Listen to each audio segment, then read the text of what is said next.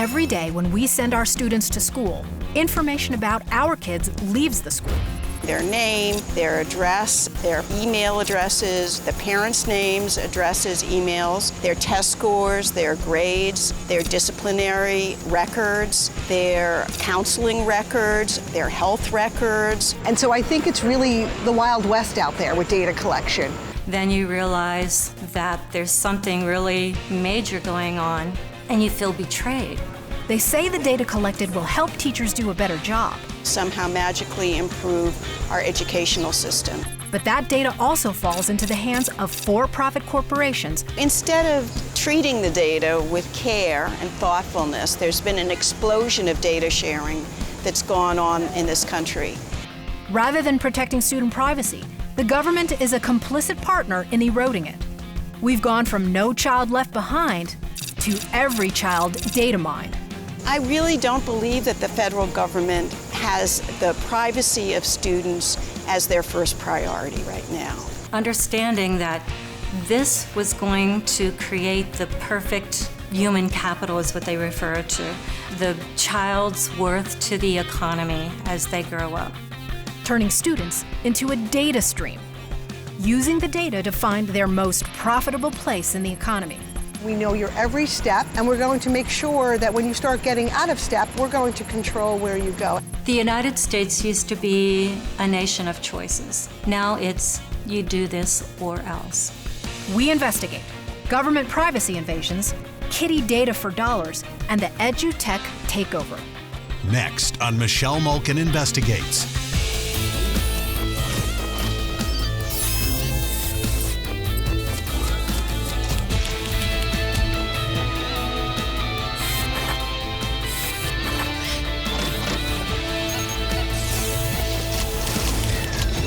Michelle Malkin Investigates. Now, here's Michelle Malkin. Mankind's smartest philosophers didn't need smartphones back in the day. When Aristotle and Socrates were sitting around, literally sitting around, exploring the nature of the world, developing the scientific method, there were no computers, and they came up with some of the most profound and lasting ideas in human history. In its infancy, most American education took place in one-room schoolhouses, where students used the pinnacle of technology at the time, simple pen and ink, to write their lessons. But the biggest risks technology posed back then were ink stains and paper cuts. Today, the modern classroom is clogged with high-tech tools. Teachers use smartboards for lessons. Students take notes on tablets, do their research on the internet, get homework questions through apps, and hand in their assignments online. But with that flood of technology, students are now exposed to a flood of risks. Every web page viewed, every answer given, every grade received becomes part of a digital digest of students' interests, thoughts, abilities, and conduct. And that data doesn't always stay in the classroom. More and more, big corporations are gaining access. At first glance, it's just information broken down into strings of numbers stored on a computer. The corporations ask for the data and offer the very computers and apps the students use in class as an incentive to hand it over. Data for dollars might seem like a fair trade until you realize tech companies are taking advantage of our youngest and most vulnerable population, our kids. The feds are celebrating what they call the coming Education Data Palooza. Take a look at this video from the Office of Educational Technology.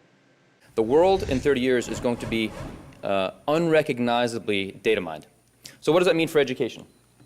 Well, education happens to be, today, the world's most data mineable industry by far, and it's not even close. It doesn't just stop there.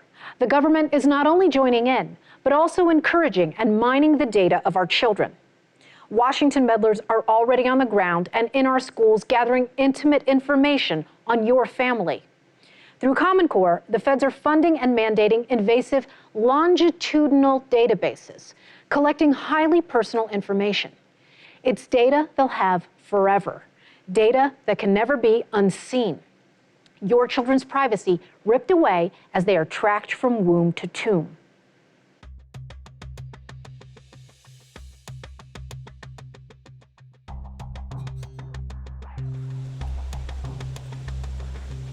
Washington Square Park is an oasis for families in the hustle and bustle of New York City.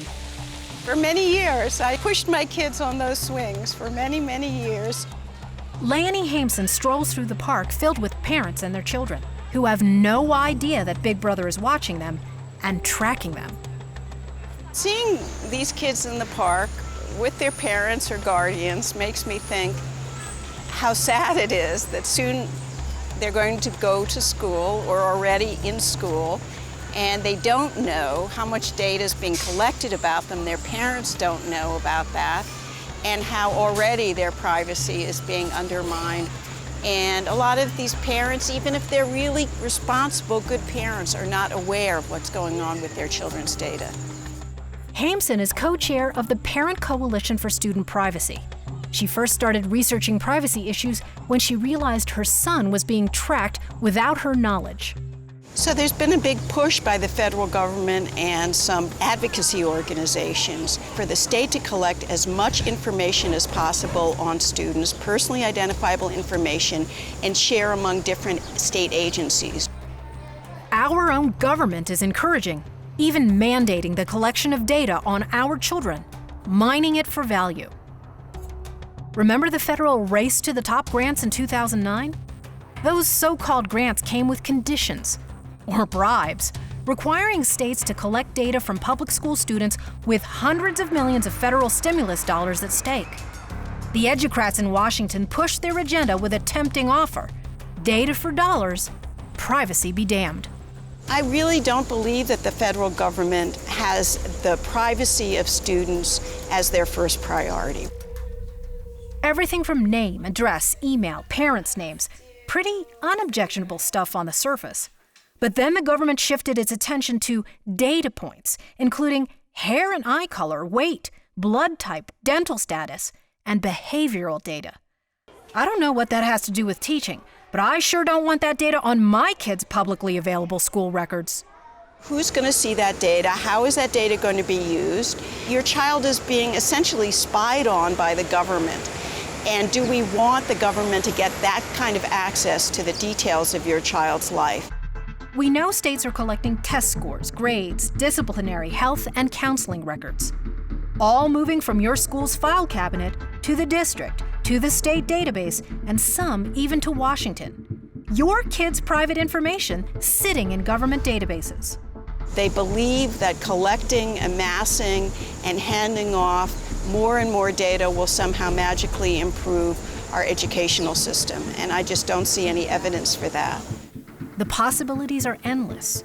Students can be tracked all day, starting at the bus stop when a kid swipes an ID to board, then maybe logging in at school to record attendance, and once again at PE, tracking every step your kid takes. There's no telling what info could be recorded and where it could end up in our ever-growing tech society. Parents, anyway, are very concerned that their child have privacy and that the government not know every single detail about your child's life from the moment they're born. Let's say your child, Johnny, is diagnosed with a disability in kindergarten. It goes in his permanent record. We don't know who could have access to it today or 25 years down the road. What if it affects his chances in high school or college, a future job? Perhaps Johnny wants to run for political office and the opposition uses it to smear his name.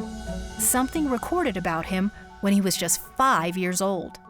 That troubles Mother Lisa Rudley. But if that potential employer has that access to that information, what will happen for my child? Will he be discriminated against? The use of Chromebooks to capture... Rudley is with the New York State Allies for Public Education. That enemy has been captured. She's also the parent of a son with autism. There's a lot of medical records that are also considered educational records when it's a student with disabilities. And so that information is less protected if state agencies are pulling and grabbing that data than it is when you go to your doctor's office. While there are promises of data protection today, she fears what's being collected now could be stored and shared when he's older. Can you imagine? Or that squirrel. It's almost the exposure of our children's data that have disabilities is so vast that, you know, parents are trying to figure out, how do I protect my kids? There must be a law in place to prevent this and keep our kids safe, right? Well, kind of. FERPA actually prohibits any employer or any outside third party to simply access information that sits in an educational record. Paige Kowalski is the executive vice president at the Data Quality Campaign in Washington, D.C., which is funded by Microsoft mogul Bill Gates' nonprofit charitable foundation, a leading proponent of Common Core. Well, DQC is pro-data use. We believe that when people have information, they make better decisions. But we're not about data collection for collection's sake. But should parents feel comforted by that reassurance from a Gates Foundation-funded group? FERPA stands for the Family Educational Rights and Privacy Act. FERPA said that parents have the right to review their child's record, and they still do, and that you can't share it with folks unless there's a real good reason that's in the kid's educational interest. The district shares student data with the local bus company so they can route students around and pick them up at their homes. The bus company cannot share that data with anyone else. That sounds fine in theory, but here's a reality check. Congress passed FERPA in 1974 in an age of paper documents. In practice, regulatory updates in our digital age, adopted without congressional approval, have undermined family privacy. First, the Bush administration weakened FERPA, and then Obama backroom bureaucrats blasted it apart, enabling schools to share your kids' personally identifiable data with private contractors, vendors, and researchers under the guise of improving education. But who exactly is a researcher? This vague language could open the door to just about anyone who wants access. And who's to say it stops there? It's being shared too promiscuously with very little oversight. And most parents I spoke to thought that FERPA still was in existence in its original form, and that this couldn't happen without our knowledge and consent. And yet it was happening, and we didn't even know about it. Hameson introduces us to parent Fatima Getty, whose child's data was posted online by school officials. My son's rights were violated, so I filed a FERPA complaint. Getty publicly criticized her son's school, and then the administration posted her child's disciplinary record online. They were reblogged, it's on Facebook. Like, you can Google my son now, and numerous articles, blogs, information comes up about him, and he's a child. He's not even a teenager yet. I want him to be able to start with a clean slate like anybody else when they start in the workforce, when they apply for college. That information shouldn't be there. She filed a FERPA complaint, started homeschooling her son, and is now speaking out in favor of privacy for students' data. You know, when your child realizes he can Google his name and read articles that are negative about himself, it's pretty sucky. And it just became harder and harder for him to, you know, really enjoy school, and he just didn't feel comfortable anymore. That was very hurtful and damaging to her child, and violates FERPA, clearly, and she had to file a complaint with the federal government, and it took several months, and eventually that information was taken off the website, but the damage had been done, and there was no punishment involved. She didn't receive any fines. There was no public reprimand. So it's just like, what's the point of filing a FERPA if you don't even get a response when your child's rights are violated? In Getty's case, there was a clear violation of her child's privacy by the very people entrusted to teach and protect her son. But nothing was ever done for her. Up next, a parent's guide to protecting your kids' privacy when we come back. The liberal media will not drive this program, and liberal issues will not drive this program. We will drive this program. What we are here is pro-American, unabashed patriots. We feel positive about our country. We feel positive about our principles, and each and every night I'm going to come to you. I hope you'll join us in what is our new national town hall meeting here on television so we can discuss these issues, figure out how to get our country back, and move it forward.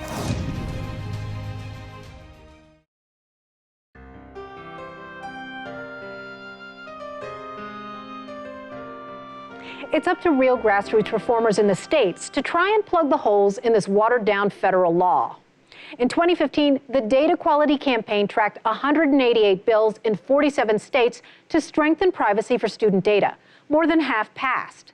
15 states adopted new privacy protections, which is a start, but there's so much still to do. Like fight against what kind of data is being compiled. We showed you just some of the records collected, where they go, and the frightening amount of people who could have access to them. But what's even scarier is the other stuff. Not reading, writing, and arithmetic comprehension, but testing students' personalities, attitudes, and decision-making, and then sharing that information outside of the schools. That's trampling on our children's civil liberties. If the data shows that students have beliefs or attitudes that some teacher or bureaucrat doesn't like, there's not much to stop them from creating a curriculum aimed at altering our kids' beliefs and attitudes, and the data will help them do it. A world where the government decides what thoughts are acceptable and molds children to comply and follow the rules. Think it can't happen in your school district? Think again. Just outside of Pittsburgh, Pennsylvania, we find a woman who courageously and relentlessly stood up to her local school district. When you find out that there's scoring, the government is scoring the attitudes and values of the personality of your child, then that's a violation of your freedom. Meet Anita Hogue, proud mother, education consultant, and national speaker. She's been a parent advocate fighting for student privacy since her son came home from school confused about a question on a school test. If you saw an old lady standing on the side of the street, what would you do? A, push her in the street, or B, throw rocks at her? Seemed like an odd question, so she asked for more from the school than the district. And finally, Hogue filed a federal complaint to see the test. It took 4 years, but she finally got it. The government was scoring the attitudes and values of our children. It's a violation of privacy. She described it as a reward and punishment agenda where the government decides what constitutes positive behavior. Take this question. There's a secret club at school called the Midnight Artists. They go out late at night and paint funny sayings and pictures on buildings. In this situation, would I join the club when I knew my parents would ground me if they found out? First of all, it's a vandalism situation, and the child is to role play that would they join the club or not. The state desired response is no. And I thought, okay, so if this is a total compliance thing, why would they want me to obey my parents instead of going out to vandalize? Well, it's because what was the government looking for? If punishment is incurred, will you obey? Hogue paints a bleak picture of a system that could turn our children into perfect human capital. Each child urged toward a specific career path to benefit the collective economy, not necessarily to pursue his or her own individual happiness and freedom. If you have a system that's collecting personal data and sharing personal data and making decisions on personal data, what do you have? So it's a psychometric dossier is what we have. But what they do with the data is the most important thing. So if we're changing the behavior, the attitudes, values, dispositions of children, yeah, it's brainwashing. Frightening, isn't it? And get this, the data doesn't just come from tests. The government requires teachers to report behavior, much of it done through apps. Hogue shows us the Boss app. Simply tap the screen if the student is playing with a paper clip, throwing paper, twirling a pencil, or folding paper. Physically touching another student when not related to an academic task. Whistling, humming, force burping, okay? Staring out the window for more than 3 seconds. You're not allowed to be a kid anymore. Logged by teachers and tracked by a private company. This one, Pearson, a multi-billion-dollar educational publishing and testing conglomerate at the center of the federally driven, taxpayer-funded standards racket. But there are others out there too. Just listen to some of their privacy agreements. We may share your information with third parties, our email vendor or our payment processor. Sounds to me like they'll share it with anyone. Thanks, Class Tag, but I'll pass on your app that helps parents and teachers communicate. Or even Study Stack, a flashcard app. This is basically, a purely commercial enterprise here that's using your data to provide it to other third parties so that they can market their products to you in the guise of educational software. Educational apps can collect your basic information, track your online activity, and learn about your personality depending on how you answer questions, much like those psychological state tests. I don't know about you, but I don't want big businesses profiting off the backs of my children. Data about our children going to private companies, in many cases without parents' knowledge or consent, who are getting rich on government contracts and in turn take control over massive amounts of what used to be private student information. That's right. School districts and state governments are pimping out highly personal data on children's feelings, beliefs, biases, and flexibility instead of doing their own jobs, imparting knowledge, or minding their own business.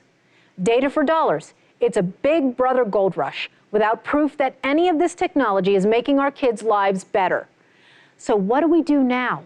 Is there any escape from this edutech conspiracy and Common Core racket forcing data collection on unsuspecting parents?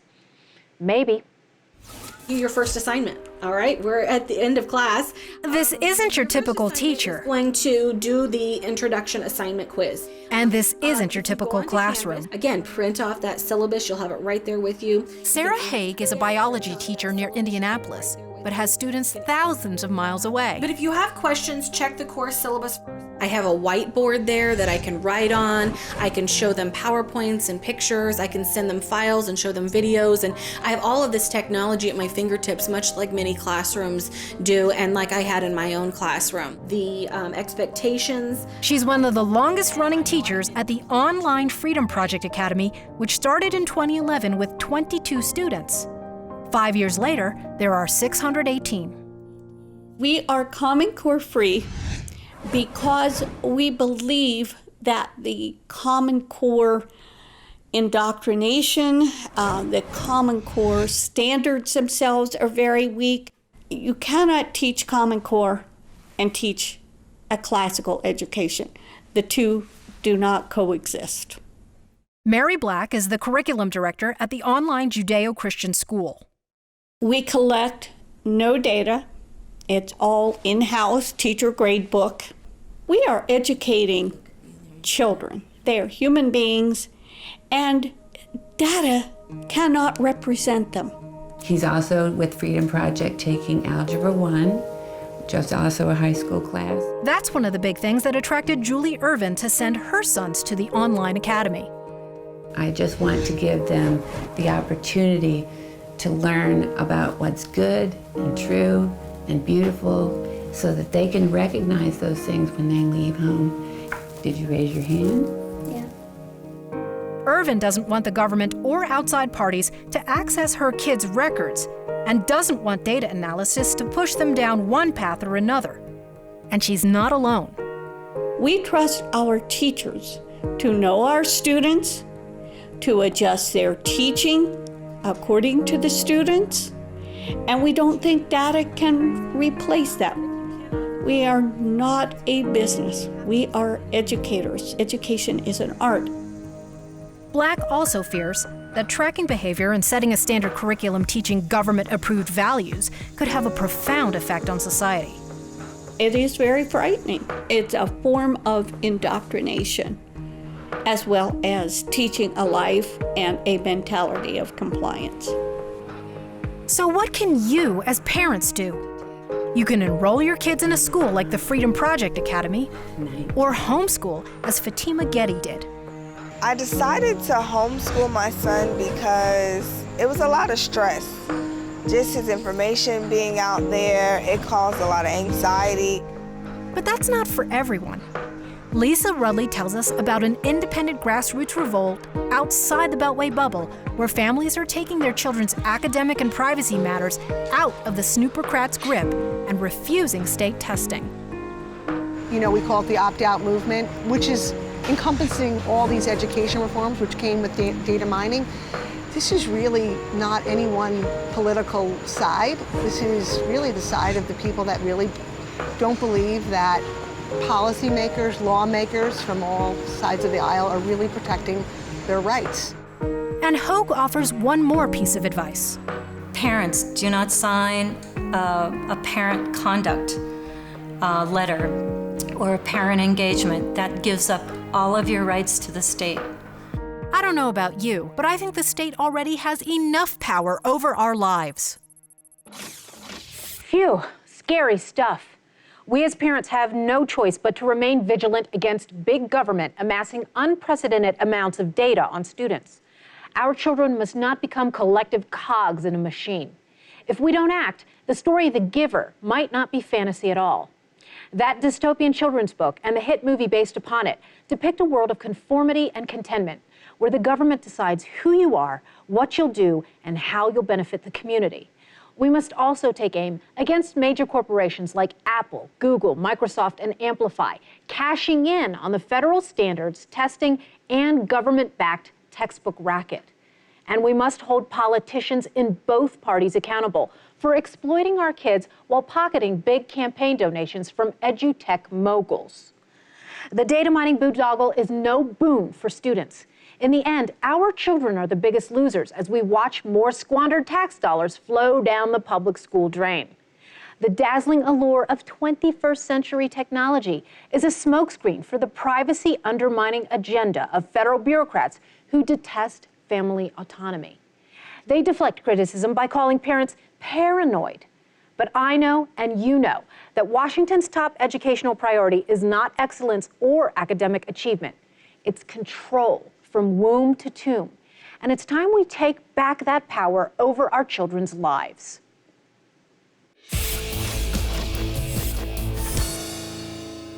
In today's Social Media Minute, we're featuring smug liberal journalist Soledad O'Brien. The former NBC and CNN anchor is now head of her own media production company. These days, she occupies her time in journalism telling people not to watch anyone else's actual journalism, namely ours. She tweeted in response to our Daniel in the Den episode about a former police officer accused of sexually assaulting women in Oklahoma City. The episode asked the question, what if he didn't do it? In response to our screening tour, she posted this obnoxious rejoinder, and I quote, "Yeah, but he did, so forget watching that." When I asked how many of the police reports, DNA documents, and discovery materials she had read, or what interviews on the ground she conducted, O'Brien went silent. When I asked how many actual facts she could name about the case, nothing. When I personally offered her, or any other doubting journalist, the chance to screen the programs, I got 0 takers. So there you have it. Another biased TV anchor telling you what to think and watch based on knee-jerk opinions about stories and cases she knows nothing about. That, my friends, is precisely why we do what we do at Michelle Malkin Investigates and CRTV. You stay ignorant, real journalist Soledad, and we'll keep showing you how it's done right.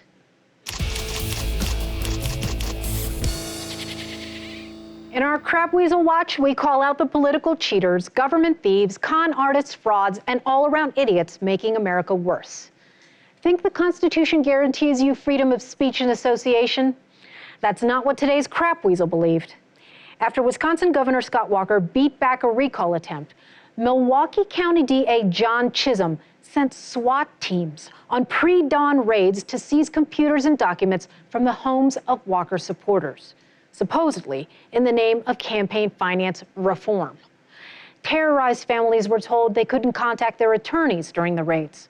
What's worse is Chisholm used Wisconsin's John Doe laws, which forbade the targets of the investigation from talking to anyone but their attorneys. The lives of dozens of politically active people were upended just for participating in the political process. But a few brave souls had enough and started talking to the press about the Wisconsin witch hunt. What was revealed was a far-reaching attack on the civil rights of conservative activists. The Wisconsin Supreme Court ruled, after years of litigation, that the whole investigation was unconstitutional and unsupported in either reason or law. Thank goodness the Franklin Center's watchdog investigation uncovered this horrendous abuse of power.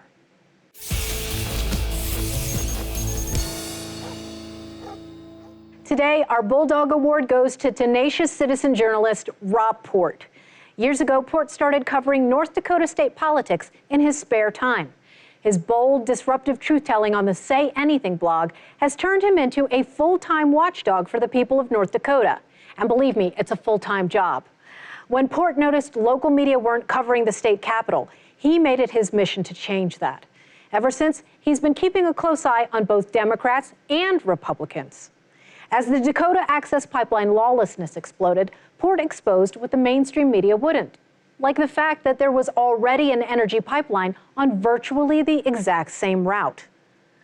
The self-described conservative libertarian has also been a frequent critic of Republicans, like former North Dakota Governor Jack Dalrymple. As he told the High Plains Reader, he follows a story wherever it leads. Here's to more citizen journalists, an army of citizen journalists with Port's bulldog passion, perseverance, and grit. This ink-stained wretch turned blogger and the citizens you serve say thank you. Next on Michelle Malkin Investigates. Next week on Michelle Malkin Investigates, Assata Shakur, convicted cop killer and one of America's most wanted and most controversial fugitives. Assata was sitting in the shotgun seat, and he saw her put her hand underneath her body as if to go for a gun. And in fact, this is what she was doing. She's been protected by the communist Cuban regime for more than 3 decades. She was elevated in the media to a cult figure, and it makes me wonder if they actually know what kind of criminal, what kind of murderer, what kind of terrorist Assata Shakur is. With Fidel Castro dead and a new American president in office, politicians and law enforcement officials are renewing calls for her extradition to the United States. Will this Marxist murderess finally be brought to justice? This is not a soccer mom. This is a woman who is involved in very high-end, very violent crimes. The police community, whether it be the New Jersey State Police or the FBI, only wants to see that justice is served. If you've got a story to share, email me at michelle@michellemalkininvestigates.com. We're so glad you were able to join us and hope you'll stick around for our next edition as we continue our crusade for the truth. On behalf of the entire team, I'm Michelle Malkin. Thanks for watching.